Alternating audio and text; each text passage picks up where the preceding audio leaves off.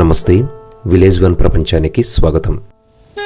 Plastic బాటిల్లో తల ఇరుక్కుపోయిన ఒక ఊర కుక్క.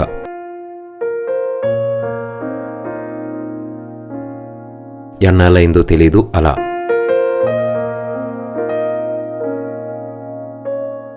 బాటిల్ లోపల గాలి కూడా సరిగా ఆడుతున్నట్లు లేదు. ఏదైనా తినడానికి కూడా కాదు. అలాంటి పరిస్థితిలో ఓ గుడి దగ్గర మాకు కనిపించింది. ఆ కుక్కకు దాడి చేసే అవకాశం లేదు కాబట్టి వేరే కుక్కలు వచ్చి దాడి చేస్తున్నాయి.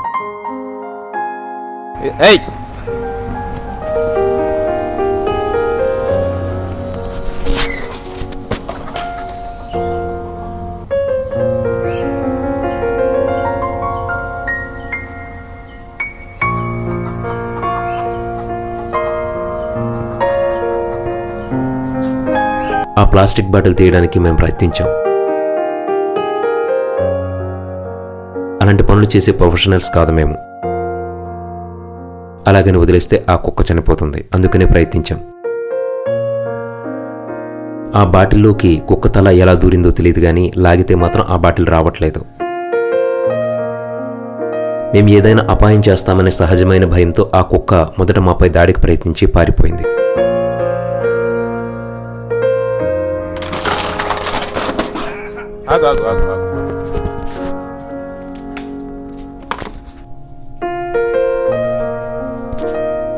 నోటితో కరవడం ప్రస్తుతానికి సాధ్యం కాకపోయినా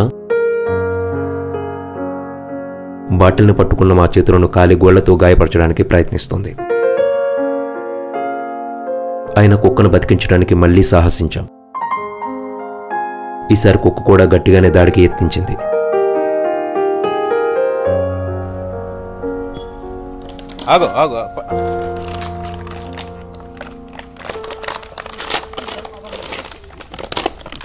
ఇక్కడ మా మిత్రుడు రాజేష్ లాభాల ధైర్యాన్ని మెచ్చుకోవాలి. తనకు ఓ చేయి సహకరించకపోయినా ఒక్క చేతితో పెద్ద సాహసం చేశాడు.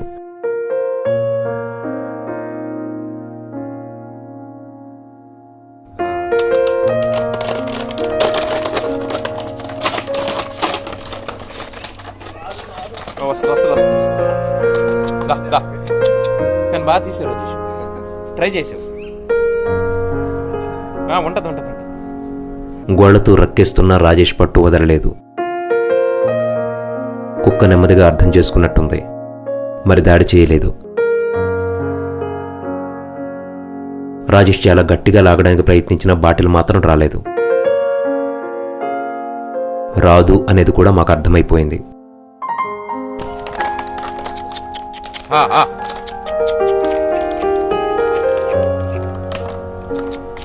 అయితే కుక్క ఉచ్ఛ్వాస నిశ్వాసలతో బాటిల్ ఉబ్బుతూ సన్నబడుతూ ఉంది. అంటే ఆ కుక్కకు గాలి కూడా సరిగా ఆడటం లేదు. బాటిల్ నుంచి బయటపడాలనే ప్రయత్నంలో కుక్క లాలాజలంతో కూడా ఆ బాటిల్ నిండిపోయి ఉంది.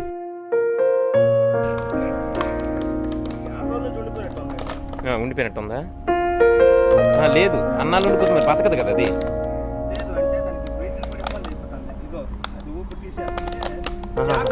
అందుకే కత్తితో ఆ బాటిల్నైనా కోసి కుక్క తినడానికైనా కనీసం సాయపడాలనుకున్నాం. కుక్కకు దెబ్బ తగలకుండా జాగ్రత్తగా కోశాం. కత్తిరింపు సగంలో ఉండగా కుక్క దాడి చేసిన ప్రమాదమే.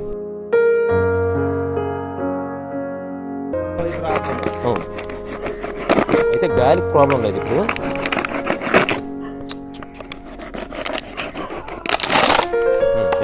కొంతవరకు బతికేస్తా.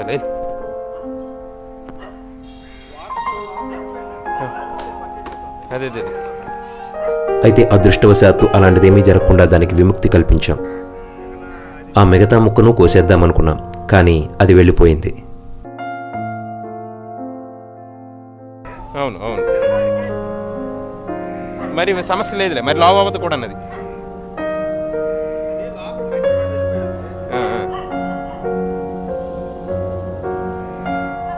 ఇక తొలిసారి మన ఛానల్ చూస్తున్న మిత్రులు దయచేసి వెంటనే సబ్స్క్రైబ్ చేయండి. ఈ కథనంపై ఛానల్పై మీ అభిప్రాయాలను కామెంట్ చేయండి. లైక్, షేర్ చేయడం మాత్రం మర్చిపోకండి. ధన్యవాదాలు.